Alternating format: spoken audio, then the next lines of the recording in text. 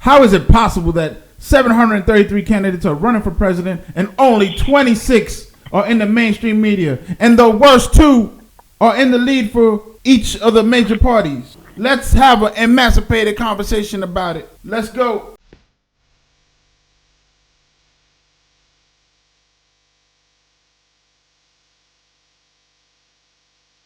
Ladies and gentlemen, welcome to the Emancipation Conversation Podcast. I am your host, J.A Villafañe, a.k.a. Tony Smiles, for those who know.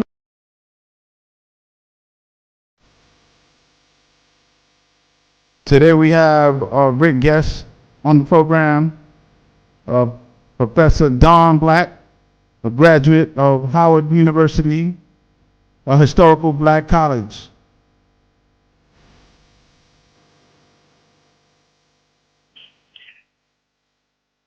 Professor, how you doing?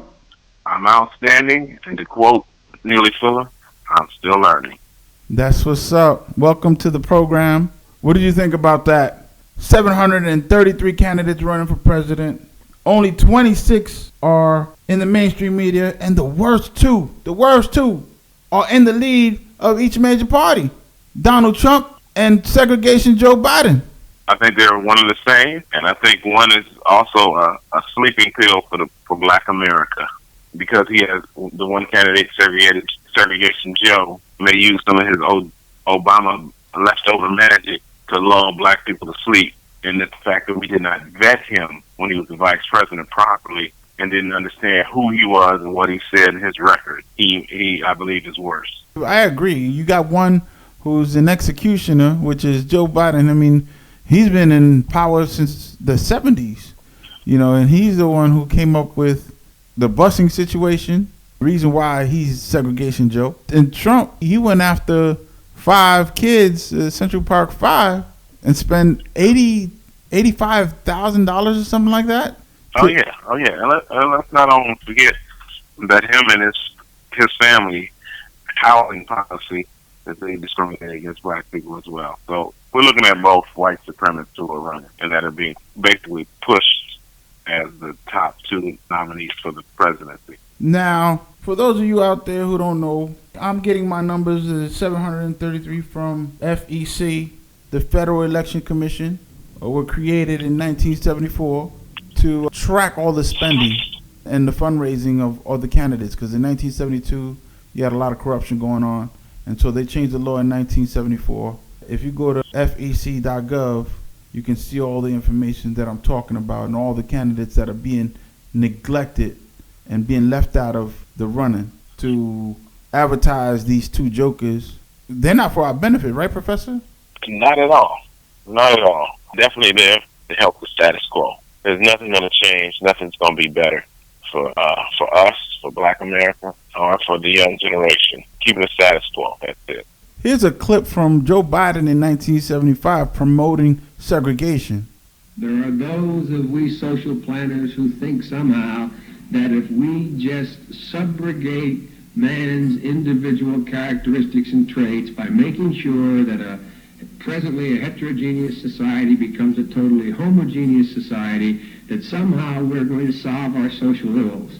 And quite to the contrary. I think the concept of busing, which implicit in that concept is the question you just asked, or the statement within the question you just asked, that we are going to integrate people so that they all have the same access and they learn to grow up with one another and all the rest, is a rejection of the whole movement of Black pride, is a rejection of the entire Black awareness concept, where Black is beautiful, Black culture should be studied, and a cultural awareness of the importance of their own identity, their own individuality. And I think that's a healthy, solid proposal. Did he just say segregation is a matter of Black pride? I think he just said that in 1975. I think that's what I heard.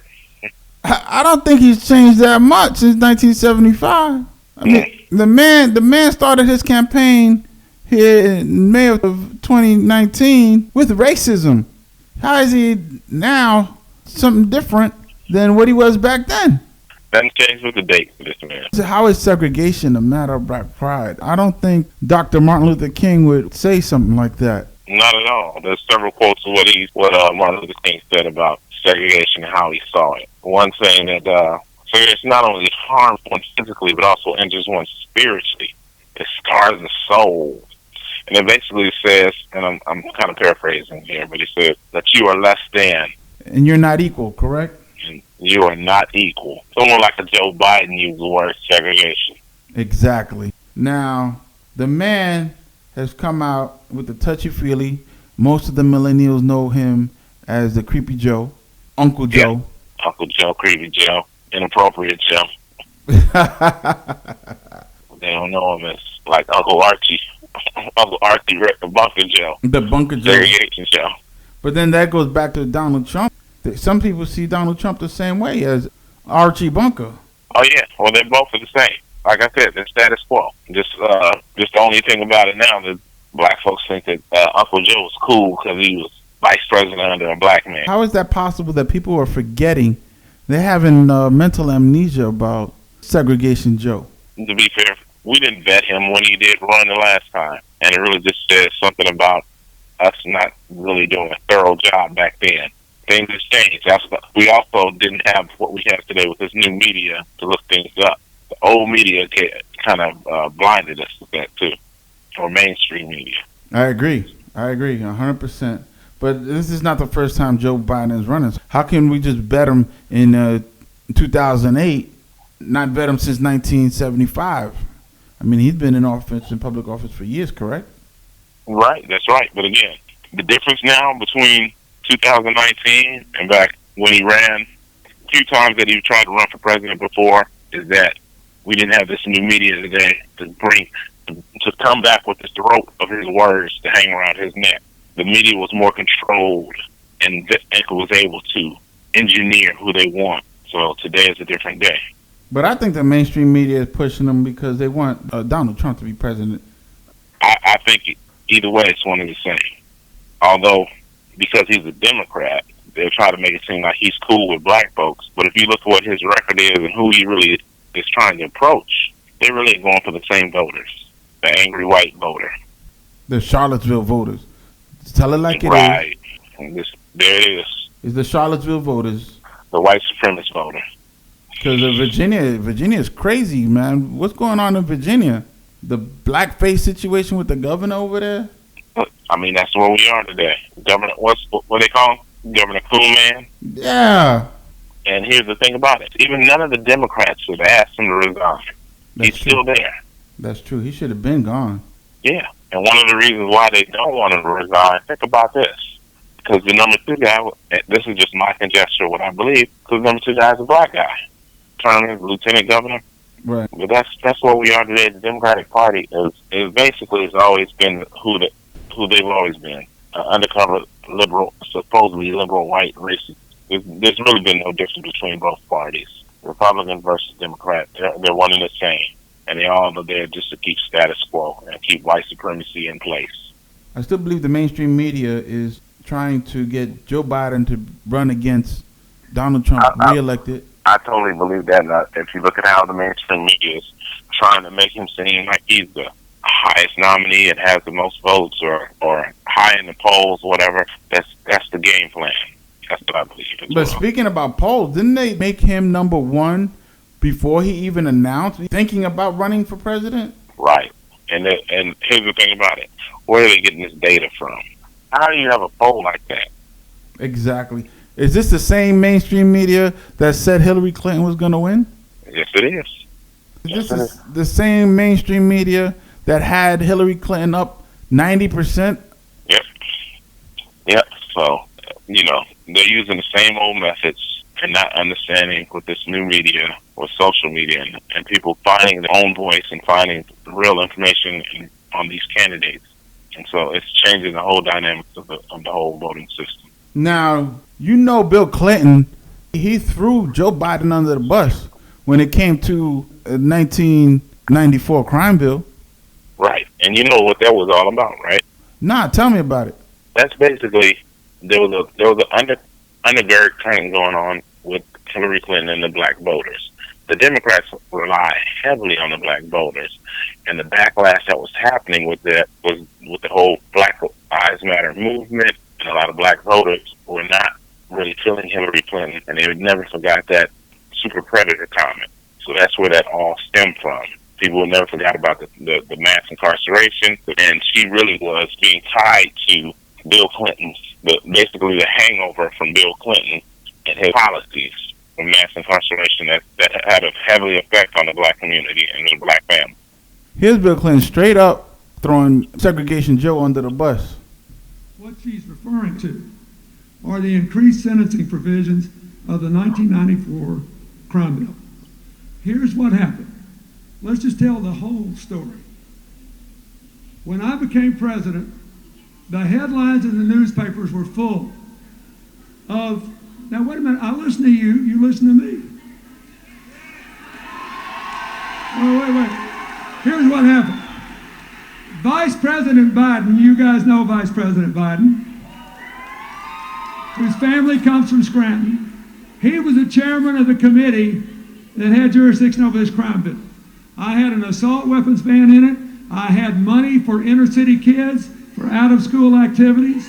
We had 110,000 police officers so we could put people on the street, not in these military vehicles, and the police would look like the people they were policing.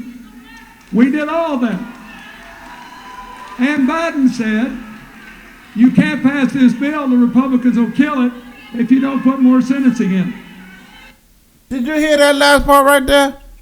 Yeah, it is loud and clear. And let me say two things on that. Now, first of all, you hear the so-called, remember folks used to call him the first black president or whatever? That's correct. You hear him white-splaining about what happened during his administration. And then he goes on to going and blaming out and pointing the finger at Biden. But he clearly states that Biden said, exactly, that Biden said he needed to put more sentencing in it because the Republicans would not vote for it. Joe Biden did that. And that's the problem that's going on, because the sentencing part is dragging on to this day. Since 1993, we're talking about roughly 26 years later? Exactly. And the rippling effects of what that's had on the black community, on black families, until today is why we have this epidemic right now, single mothers and families and mass incarceration. Here's Bill Clinton again, man. I want people to listen to this. The people they were policing, we did all that. And Biden said,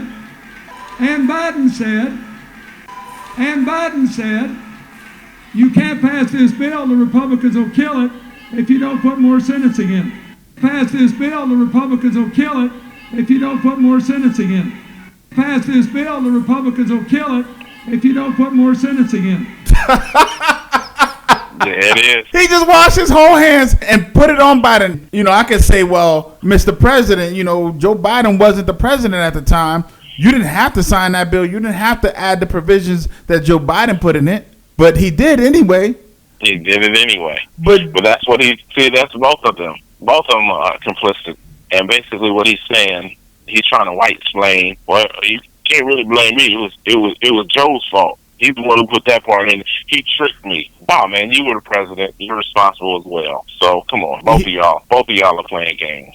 But it was called the Biden bill, correct? It was. And remember back then, Joe Biden took pride in that. Yeah, the Biden bill. The Biden bill. Now, there was a guy in 2016 that came out on Good Morning America who had done some time and was affected by this, and he came out and told Hillary at the time, you messed up my life. So his testimony and his questioning of candidate Hillary Clinton, because she likes to drop the Clinton part. I am here with William Cobb. He is from Philadelphia, Pennsylvania, one of the huge states up for grabs next week. He says currently undecided, possibly leaning towards Sanders at the moment. What is your question for Secretary Clinton? Secretary Clinton, first of all, congratulations on your recent victory here in New York City. Thank you. I served 6 years in prison for robbery, which is a violent crime. Upon my release in 2000, I worked extremely hard to restore my life. It was extremely difficult, though, because of 44,000 collateral consequences, many resulting from the crime bill you previously supported. As a result, if you are elected President of the United States, how much money will you attach to efforts that are legislation and efforts that are aimed at restoring the lives of the people and the communities that have been impacted adversely by the 1994 crime bill? Well, that's also a very fair question. You know, Senator Sanders voted for that bill. Now, she did the same thing Bill Clinton said right there. Let me stop that right there. Did she just not throw Bernie Sanders under the bus? Oh, yeah. Sound like the same MO and who they are. But this guy is telling her, look, you messed up my life. And she's like, yeah, okay. But you know, Bernie Sanders. Well, you know, let me tell you what she was probably thinking. Once he said he was a felon, he was like, okay, sit down. You can't vote for me. Sit down. But don't vote for Bernie Sanders because he voted for the bill too. Exactly. But the reason why I bring this up is because Bernie Sanders is also running for president. And I don't think, honestly, it's hashtag stop electing baby boomers. Hashtag stop electing baby boomers. There's also another one, tangibles, 2020. Exactly. As for the black community, if you're going to come talk to us, we need some policies to give us something in hand, tangible. No more we going for the non-neglect policies as well. So this goes on. Let's finish the gentleman's statement here. We both supported the 1994 crime bill because of the intense concern in every community across our country with the uptick in violent crimes, and there were steps taken to try to address that. I've said, my husband has said, that there were also problems with that, and we need to address those. You pose a very important question, because we have got to do more to help people who have paid their debt to society. They have done what you are describing, taken responsibility. Now you're out, you're looking for a chance to rebuild your life. And my commitment to you is this. I will do everything I can, number one, to divert more people away from the criminal justice system, because too many people are in for low-level nonviolent offenses. Secondly, we have got to address the unequal effects of the criminal justice system on people of color, particularly African American men, because it is just wrong, and it is a result of systemic racism, that young African American men are arrested, charged, convicted, and incarcerated at a much higher rate for doing the same things that young white men do. Bro, did she just not admit that the crime bill was not right and it was racist? Oh yeah, they know that. They know that, and they're trying to pretend like we had no idea. What's Joe Biden's word? Malarkey. Segregation Joe. Oh my God. I mean, the thing is, Bernie Sanders is a problem. I don't know why people think that Bernie Sanders is some kind of messiah, because he's been in politics since the 70s too, and all he's doing is bringing up the old stuff as well and saying that he got a better solution. Where was he the last 40 years? Exactly. It's a status quo too. He's no different from the rest of them. He is no different, and he's going to try to act with that whole Seinfeld style of politics that he does and voice or whatever. We need to come up with a name for him as well. But yeah, Bernie just needs to sit down. Like you said, he's old, passe. It's time to move on. Or if he's going to come up, we need to have some policies that are definitely going to talk about some tangible, something in hand, particularly for black voters, the AGI or Foundation of Black Folks. The key word there is old, man. Bernie Sanders, he's 77 years old in 2019. And by 2020, by the end of 2020, he's going to be 78. By the time he takes the oath of office, he's going to be 79 years old, almost 80 years old. Yeah. And the thing is, with the old, is you talking about old values and old ideas. The baby boomer generation, they were the last generation to grow up with segregation. They're the last generation to grow up with segregation. All they know is hate. All they know is hate. All they know is division. And the fact that we keep continually pushing these people up to the top of the tickets, it's a shame. It's a shame. These guys should have retired a long time ago. You know, let our generation move up. Well, the generation has always been on this thing, thinking that they've all been youthful, thinking that things have always been geared for them. They've always been self-centered. That generation has never been, to a degree, they've always been self-centered. Never thought about the country beyond them. Exactly. But if you realize Joe Biden, all he wanted to do was lock up all the young people that were coming up. Right, exactly. Those were his words. And that's the exception of if they fell under his so-called family or people who he can identify with. Prime example is like he's harsh on crime and on drugs and all this other stuff, but when his own family members, it was a different story. That's right. Specifically in 1993, he was pushing the crime bill to lock up young people. This is Joe Biden in 1993, and because he was the committee chairman, he was giving himself as much time to push the bill. Here we go. Take back the streets. It doesn't matter whether or not the person that is accosting your son or daughter or my son or daughter, my wife, your husband, my mother, your parents. It doesn't matter whether or not they were deprived as a youth. It doesn't matter or not whether or not they had no background that enabled them to become socialized into the fabric of society. It doesn't matter whether or not they're the victims of society. The end result is they're about to knock my mother on the head with a lead pipe, shoot my sister, beat up my wife, take on my sons. So I want to ask, what made them do this? They must be taken off the street. That's number one. There's a consensus on that. Did you hear what he just said? That these young people are going to go and knock his mother over with a lead pipe. Yeah. And I'd like to understand where he even got some of this ideas and the spirit.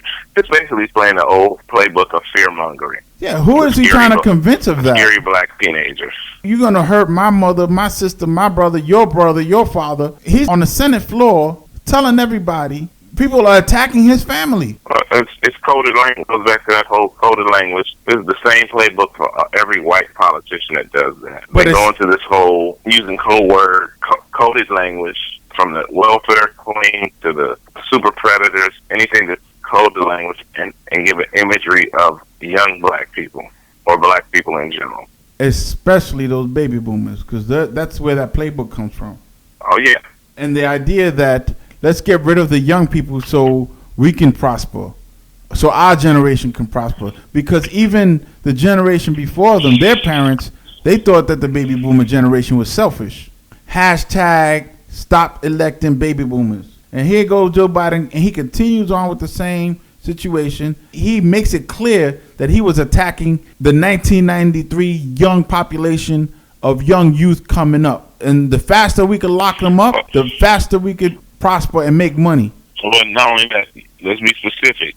Young black population coming up. Here's Joe Biden in 1993. Unless we do something about that cadre of young people, tens of thousands of them, born out of wedlock, without parents, without supervision, without any structure, without any conscience developing, because they literally, I yield myself 3 more minutes, because they literally have not been socialized. They literally have not had an opportunity. We should focus on them now. If we don't, they will, or a portion of them will, become the predators 15 years from now. And Madam President, we have predators on our streets that society has, in fact, in part because of its neglect, created. Again. Now, this joker just said a cadre of youth coming up, tens of thousands coming up to attack him and his family. To attack who? It's kind of what coded language. He's trying to create an image, and then it just all goes back to that same playbook of what Lee Atwater was talking about. This is crazy. In 2019, he should not be running for president. He's disqualified. I don't care he was vice president to Moses himself or to Allah. I don't care. Just like he didn't care of my generation. Not only that, he doesn't have any fresh new ideas. They're doing nothing but keeping the same thing, the status quo. Hashtag old ideas, old values. Old ideas, old values. Joe Biden, Segregation Joe in 1975, and in 1993, Segregation Joe was now the crime czar with his little crime bill the Biden bill, and he was out here chasing the tens of thousands, the cadre of youth coming up, and they need to be locked up and put away forever. Now, to lock up one person costs a lot of money. To arrest somebody, that's just jobs for who? You know, you got a police officer need a job, he getting $30,000. You got a police officer, you got the correctional officer, prison industrial complex. The bailiff, the judge, everybody. They're all getting paid. They're all getting paid. And here's the thing about it. Let's look at the pattern. Who are they getting paid off of? Well, they're farming these tens of thousands of cadre of young youth coming up. In 1993, that was me. He was talking about me. He was talking about you. Exactly. It goes back to the same formula. Make money off of black youth or black people. And because Segregation Joe was so powerful, he yielded himself an additional 3 minutes. So let's see what he was saying after that. It does not mean because we created them that we somehow forgive them or do not take them out of society to protect my family and yours from them. They are beyond the pale, many of those people. Beyond the pale. And it's a sad commentary on society. We have no choice but to take them out of society. And the truth is, we don't very well know how to rehabilitate them at that point. That's the sad truth. I'm the guy that said, rehabilitation, when it occurs, we don't understand it and notice it. And even when we notice it and we know it occurs, we don't know why. So you cannot make rehabilitation a condition for release. That's why in our system, there's the federal system, you serve 85% of your time. It's a shame, but we don't know how to rehabilitate. But there is a consensus, and I will cease. A, we must make the streets safer. I don't care why someone is a malefactor in society. I don't care why someone is antisocial. I don't care why they become a sociopath. We have an obligation to cordon them off from the rest of society, try to help them, try to change their behavior. That's why we do in this bill. We have drug treatment and we have other treatments to try to deal with it. But they are in jail, away from my mother, your husband, our families. That's why we do in this bill. We have drug treatment and we have other treatments to try to deal with it. But they are in jail, away from my mother, your husband, our families. To deal with it. But they are in jail, away from my mother, your husband, our families. But we would be absolutely stupid as a society if we didn't recognize the condition that nurtured those folks still exist. And we must deal with that. Those folks. Did he say those folks? Those folks, that's Segregation Joe. Segregation Joe. You could hear it in his words. Those folks, not Americans, those children, that cadre of children that society messed up. That society. I don't care how they got there. It doesn't matter. That's exactly what he said. You take no responsibility of how they got there. Don't care what policies might have had an effect of making there. Who cares? The policies he created, the policies he voted for, the policies that put us in a situation where you had welfare mothers, welfare fathers, and dependent on the government, no jobs. Because if you remember that time frame, there was a lot of bad economic situations that the government created. And the disenfranchising of the minority community at the time made it so people had to go out there and suffer. And scrounge. And on top of that, as you just said, the downturn of the economy in the U.S. government, economic system changing from a manufacturing society to a service society, where a lot of those manufacturing jobs that were located have gone away and left particularly major city areas, particularly where black people lived and reside. Exactly. All the factories were gone. All we were left with was creating something new. We had to create something new. Well, on top of that, here we go. What do we have also going on? Looking back on this, we knew that those jobs were gone, and at the same time, a little bit before this crime bill was even created, and the Congress didn't pass money for the Reagan administration to send down money to the Contras or to South America. That's correct. They created their own economic system by introducing drugs within the black community. That's correct. And as a result of that, then we have the so-called crime bill come up. the Biden's bill come up, all the other damage that was done. But you know what? According to Segregation Joe, he didn't give a damn if Reagan and all them created those issues or the past government did all that. He just wanted the streets safe by any means necessary, I guess. So that's what he's saying, regardless of what responsibility the government had. Yeah, but he was talking about leaving them locked up forever. That's my point, yeah. That means, what is prison? It's called correctional facilities. They correct the behaviors that people are having outside of society. But if society is creating the mad hysteria or the bad behavior, then what are you correcting? Oh, well, if you heard him what he's saying, he wasn't worried about correcting.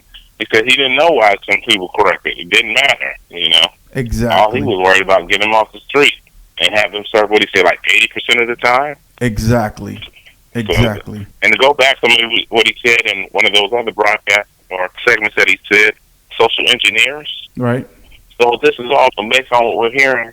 All this is socially engineered. All this stuff. Oh, it is. I mean, he's the architect. Exactly. He's the architect. One of the major architects of it. So why is he at the top of the ticket? Why does the mainstream media push him even when he wasn't even a candidate? Are they trying to make Donald Trump get a second term? As I said, I believe I think it's a win-win either way for white supremacy. If Donald Trump stays in office, it's a win. If Segregated Joe goes in office, it's a win. According to our brother Neely Fuller, the white supremacist takes both sides of the argument anyway. Why are people in our community even wasting their time going out to vote instead of trying to get these primaries right? There are 733 candidates, according to the FEC. Well, that's the thing about it. If you look at it now, this is where the Democrats are having problems. They know a lot of these candidates aren't sticking. And I believe, in my opinion, that these polls are skewed. It's fake data. In my opinion, I don't have anything to back that up. It's just a hunch that I'm getting on some of this. But what we do know, some of these polls, where are these polls coming from? So, well, they're the ones who told us Hillary Clinton was going to win. Their polls, the CNN poll, the NBC poll, the CBS poll, and they're polling themselves. Who are the people they're polling? Exactly. And what we found, what's been happening, these polls have been wrong, right? That's correct. I think, again, this poll is wrong too, but it's just trying to convince people of something. Donald Trump and Joe Biden are somewhat equal. I mean, I still think, in my humble opinion, that Joe Biden is worse. He's the executioner. He's been executing our community for a long time. I don't disagree with you. I think what we have here, if you really listen to it, Biden has a record of saying what he's going to do. And right now, it's just Donald Trump just kind of gives he just kind of comes across what he's going to do. One has a record of saying what he's going to do, being Joe Biden. If you have to really look at his record and dissect it, Donald Trump, basically, he's more upfront. He really, the way how he talks, he gives more coded language out, more visible coded language to your angry white voter or folks from down in society who look at trying to keep black people in a certain system or lack of opportunity. Right. And Trump is, if his people are supposedly his people, his voters, are supposedly those Charlottesville voters, then are you saying that Segregation Joe is going for that vote too, and the Democrats think that Segregation Joe is going to win over that vote? What's going on there? No, I believe that's exactly what the Democrats are trying to do. They know, based on what their actions is trying to bring out Kamala Harris and some of these other things, and the way that Hillary Clinton lost, that they know the only way they can get black votes is they have to put something on the ticket or something, some kind of policies that they're promising that they're going to deliver for black people. And they're not willing to do that. They'd rather say, the hell with that. Let's just go after the angry white vote. If I remember correctly, Donald Trump said something about his voters. So I don't think Segregation Joe is going to get his voters. I mean, here, listen to this. My people are so smart. And you know what else they say about my people? The polls. They say, I have the most loyal people. Did you ever see that? Where I could stand in the middle of Fifth Avenue and shoot somebody and I wouldn't lose any voters, okay? It's like incredible. I mean, what is that? What did he just say? Well, what I say is Trump knows his voters and knows his voters are loyal, and he knows who he needs to go after.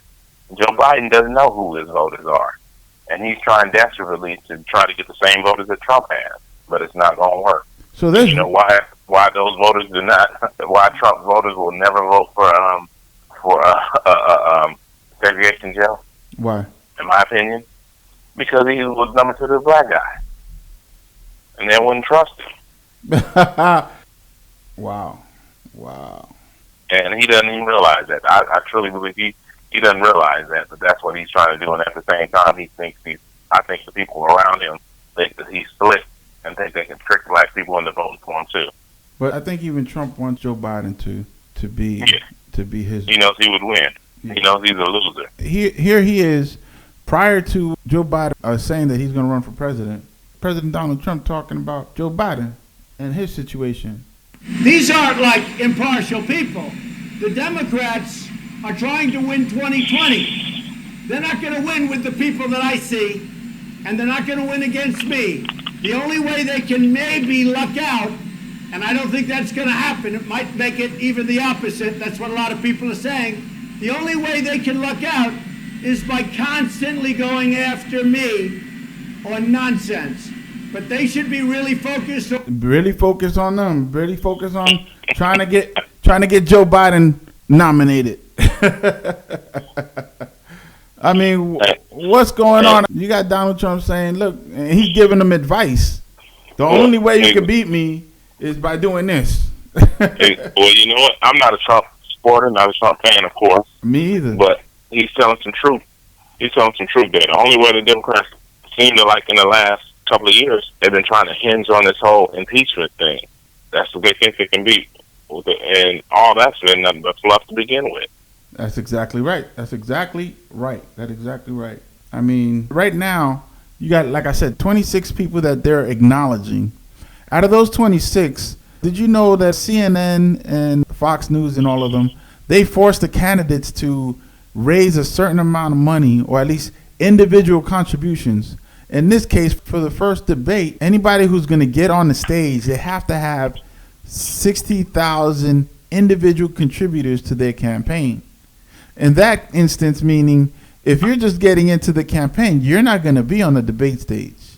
Right. So it's all engineered already. They're trying to make it seem like this is like people really are participating in the system, which really a lot of people are apathetic. That's because a lot of these politicians are just not doing what the young voter wants or what most voters want, and they're just targeting only a select few people. That's right. And from prior elections and prior history, especially when a lot of candidates running for president, they always put whoever they want center stage. Right. They're going to ask him all the questions. Right. So it's going to be like an interview segment as opposed to a debate. Right. And any other candidate that's running, they're going to be on the side. There are a few Generation X non-white candidates that are running, and they've made it to the stage. You have an Asian guy named Andrew Yang, I believe. He's running for president. He's a businessman. You have Tulsi Gabbard, who's a veteran, 2 wars, and a congresswoman. I believe she should be the one who could be commander-in-chief because she's the only one that's running that actually has commander-in-chief experience. Who is that? Which one is that? Tulsi Gabbard from Hawaii. You also have the Texas mayor, Julio Castro. Julio Castro. Yeah. So I think he's an insider too, but they're not going to push him. And then they got Beto O'Rourke, who was. They first started pushing him until Segregation Joe got in. So now he's out. So now we're down to basically what they're going to do from now on for the debates. They're going to be pushing Joe Biden unless Joe Biden makes a mistake somewhere. And he will. I'm hoping that our community don't even acknowledge Joe Biden as even running. Yeah, well, he has a problem with the black vote. What's his history? Isn't he a 2-time loser? Oh, yeah. Then he ran before and it didn't work. And he ran in 2008, didn't work. And he ran 1988. 1988. So yeah. And they wanted him to run in 2016, but Hillary was running, and they were we know the history of that. Yeah, exactly. And then now he's back in 2020. You know, super senior, should be retiring. Yeah. I mean, he's rich. There's no reason why. You know, he's a millionaire, a multi-millionaire. Why he's running? You can't tell why he's running. And there's nothing he's not bringing anything new to the table anyway. But he's not the future. He's the past. I mean, he's going to bring... Right, that's my point. He's not bringing anything new to the table. # old values, old ideas. Old ideas. that stated, I mean, why didn't Joe Biden succeed in 1988? Again, I mean, he just, didn't have ideas back in that time period. However, he plagiarized. Yes, right? sir. Here's the thing about it. Why is he running now? And that should still be a standard. If he plagiarized, yeah. Well, according to the news at the time, this is how they put it. This is how they described Joe Biden in 1988 when he had to exit the race. There is one less candidate in the race for the presidency tonight. Delaware Senator Joseph Biden dropped out of the hunt today, saying the disclosures about his plagiarism in law school and his exaggerations about his academic record made it impossible for him to continue. The Delaware Democrat is the second candidate to be forced from the race by questions of character and integrity. Questions of character and integrity. He's a liar. He's a liar. He has no character. He has bad integrity. That hasn't changed. That hasn't changed. That's the whole reason they call him, Creepy Joe. Because he has no values, no nothing, no integrity. The mainstream media was telling him that he wasn't worth the American people's time. So he had to bow out of the election in 1988. So why are we still pushing Joe Biden? Creepy Joe, segregation Joe. Status quo, trying to keep things running to the system white supremacy. He was one of the top candidates for pushing white supremacy, the white supremacy agenda. Now, to be fair, like I said, there are a few candidates that are non-white, non-traditional, what they call traditional politicians that are running for president. I'm quoting the mainstream media when I say that, because when they say traditional candidate for president, that's code for what? Well, they're saying that not a traditional president candidate. Yeah, they're basically saying somebody who's not white. Exactly. So just to be fair to some of the other non-traditional candidates, I'm going to go ahead and play a little clip of Tulsi Gabbard's campaign and what her stump speech is and see what you think about it. What was your motivation to do this? Why do you want to be president of the United States? Because as a soldier, I know the cost of war. And the most important job that the president has is to be commander-in-chief. Do you think the Iraq War was worth it? No. Do you think that our...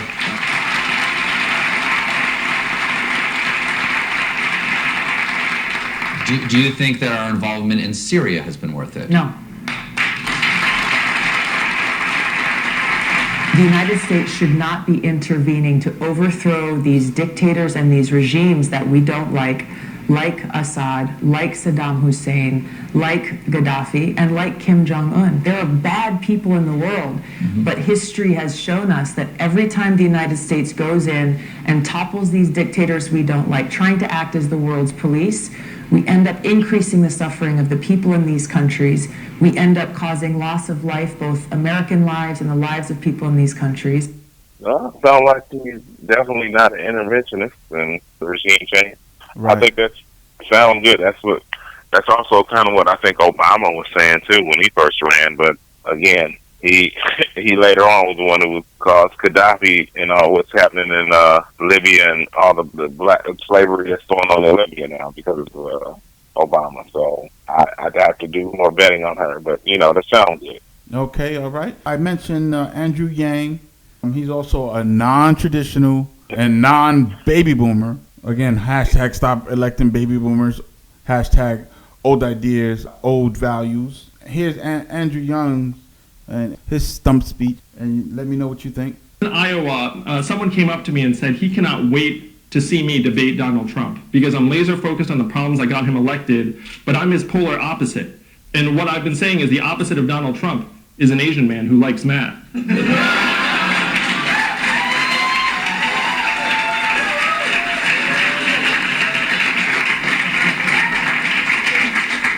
But that said, my team and I have been joking about what Donald Trump's nickname for me will be. And we have come up with Comrade Yang. But the truth is that there's this massive appetite among Americans for solutions that will actually improve their lives. I am getting many, many Trump supporters to join and support my campaign, as well as conservatives, independents, libertarians, and of course Democrats and progressives. I am the candidate to beat Donald Trump because I'm focused on solving the problems that got him elected in the first place. The problem I have with him, he says the problem that got Trump elected in the first place. I truly believe, in my opinion, what got Trump elected in the first place was a backlash vote to a black president. So you had white America have a backlash and then voted Trump in. I think that's what that is. So I don't know how he thinks that he has a solution to that. I mean, I really don't. So what we're talking about is a white mindset, and that's baked into the American government, the American psyche, into the American culture. It's baked in. It's part of America, like apple pie. But that goes back to all the stuff that's been going on, especially with the border and the abortion and the Charlottesville, right? Right. How all does that is tied in. What's our line? And all roads lead to white supremacy. Lead to white supremacy. The abortion issue that's going on, what they don't want to say, it really comes down to white numbers. The only time white people are really concerned, or folks in the dominant society are really concerned about gun control and abortion, is usually when it has to do with black people. They're okay with gun control when it comes against black people. They're okay when abortion is okay when black folks have an abortion. So the whole reason why this whole thing is going on with the abortion movement, or trying to reverse Roe versus Wade, white numbers, white population is not reproducing themselves. Their numbers are down. This is the unwritten things they're not talking about, and this is the whole push. They're going to the extremes, correct?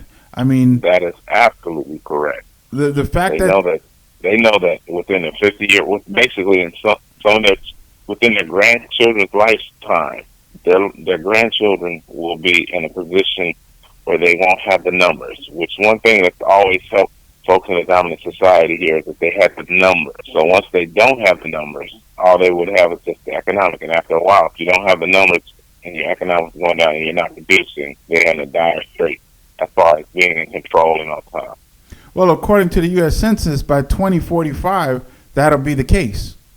Exactly. Like I said, and some folks, when their grandchildren are at a certain age, that's what they're looking at. They're looking at their future generation and their numbers. Basically, their numbers not being the same. That's why this whole push, and this goes back to what Jane was talking about, how he thinks he could change or get the voters. What do you think they were talking about? Make America great again? What does that mean? That's coded. They're talking about they want to go back to a time when white folks could be white unapologetically. They could do whatever they wanted to with someone who was non-white, and there would be no issues, no problems, no repercussions. And go back to that day, those yesteryears, the day of yesterday, that time period. Those were the days. Exactly. But I mean, it's crazy. It's insanity that our community is not really honed in and focused on this situation. Well, we can't if we're locked up and we can't get jobs and we're worried about eating and we can't really go. It's hard to focus when you don't have food in your stomach or your folks are locked up somewhere. So or you can't vote when you get out. Exactly. I hear you. So then there's also the mayor that I was telling you about, who was the HUD secretary for Obama, Julian Castro. Here's his stump speech, and let me know what you think about his stump speech. To be the fairest nation, we have to reform and reimagine our justice system. All over this nation, for far too many people of color, any interaction with the police can become fatal. If police in Charleston can arrest Dylan Roof after he murdered 9 people worshiping at Bible study without hurting him, then don't tell me that Michael Brown and Tamir Rice and Ayanna Jones and Eric Garner and Jason Perro and Stephon Clark and Sandra Bland shouldn't still be alive today.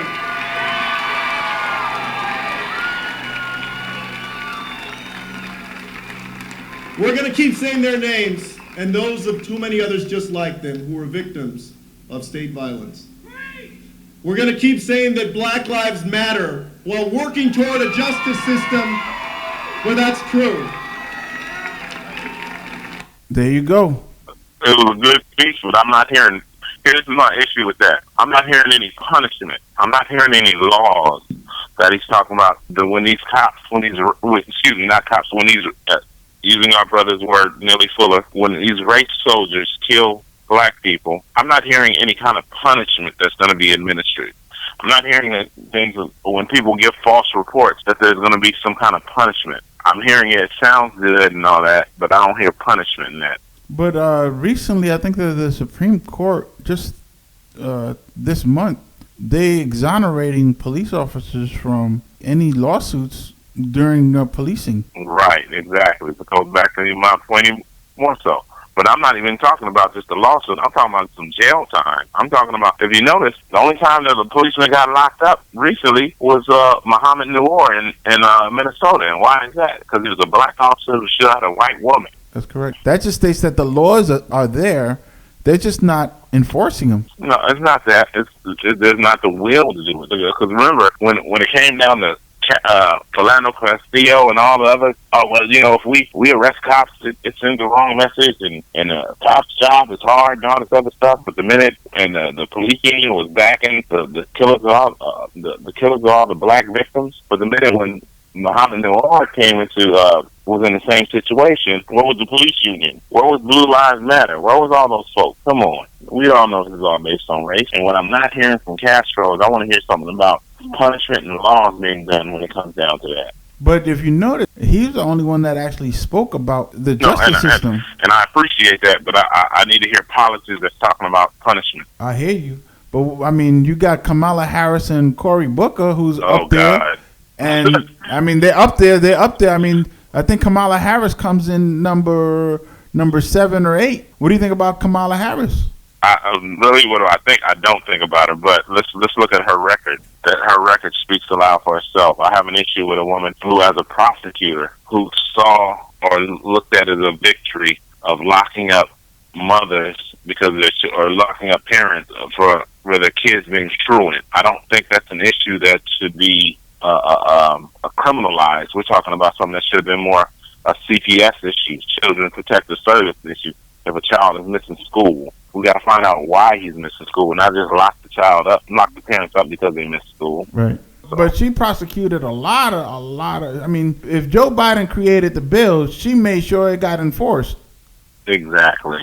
And then didn't enforce the laws when they needed to be. When it came for example, when it came to like the fraudulent with these loans, people who lost their homes and stuff of that nature, or some of these dirty cops. You got to let people know what's going on with Kamala Harris, because if she's up there, she might end up being in the lead by the end of the year. Oh no, sir, she's already been demolished. Her campaign is coming. With mark my words, I believe you will not hear by the time of the fall, she will be out of running for president.